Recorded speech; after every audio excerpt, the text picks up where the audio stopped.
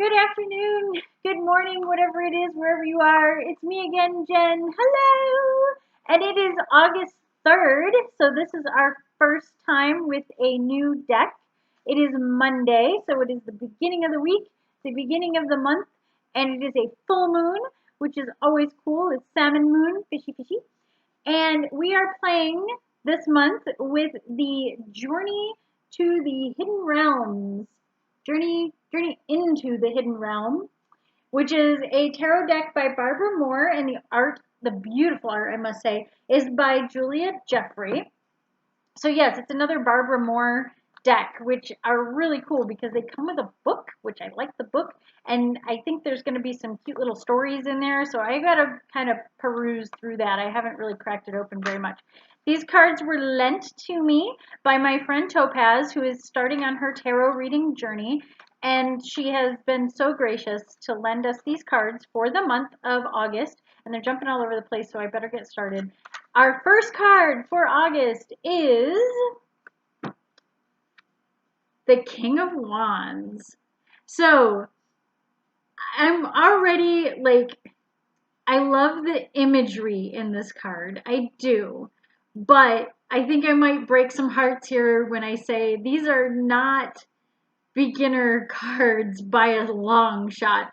If you are looking for any hint at symbolism, you're gonna have to dig for it. It's pretty obscure. So we know that kings are kind of that passion, that energy, the all-encompassing power of that card or that suit rather, and wands are typically fire. So wands represent fire, they represent passion and kind of that ingenuity sort of spirit, as well as being something that is more kind of intellectual in a way, but also to do with building with the hands. So you want to have, usually you will have a wand, which in this case is a spear. So I'll give it that. And I haven't seen the other cards yet, so maybe it's spears rather than rods or wands or staves like we usually see in this deck. So I don't know, we'll see. If it's the case where they are all spears, there definitely is a bit more of a violent or aggressive nature to the wands in this one. So that's interesting because usually swords are more leaning into that. The wands are typically represented in a standard deck of playing cards as the clubs. So again, it's a little more violent than usual. And even our character, our king on here, looks a little more aggressive than our usual King of Wands. I will say that, like, the idea of him being experienced and having kind of seen the world and done things is, I feel, represented by the scar on his face. But again, that feels like he got into a lot of fights. Usually, wands are represented by the color red, and there's not really that much red in this. So I don't know how I feel about this first card or how these cards are going to be read symbolically. The there is a lot of wind, it looks like, in his hair, which makes it look a little bit like flame, I guess. His hair really isn't that red. It's not that red.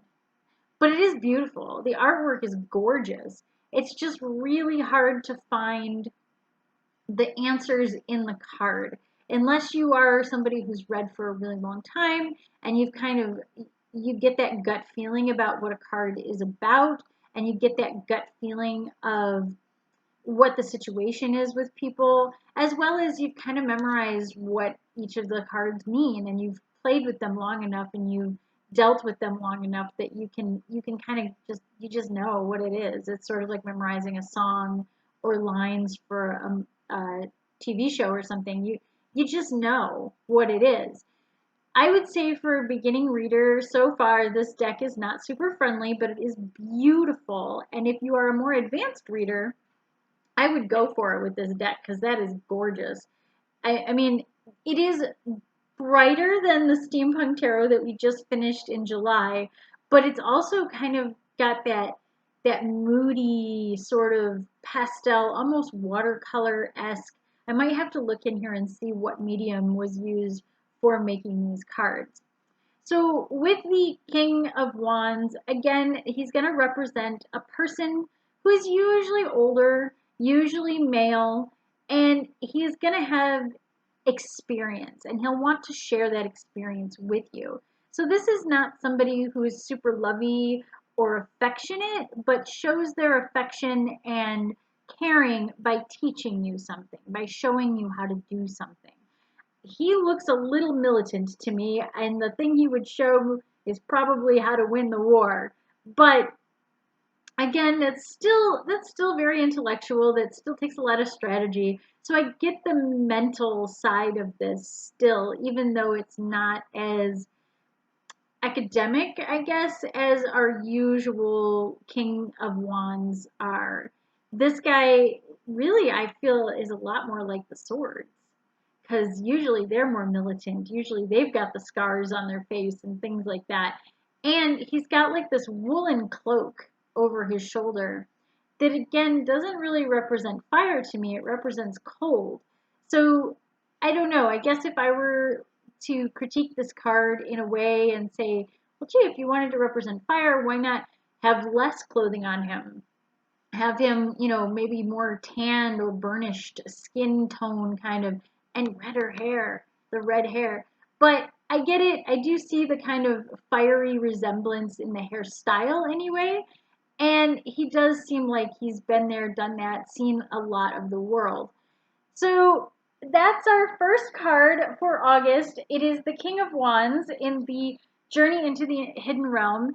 And as we begin our journey into the Hidden Realm, I hope you'll check out the description below and all the links that are in there for my website and some of the other interesting things that I do.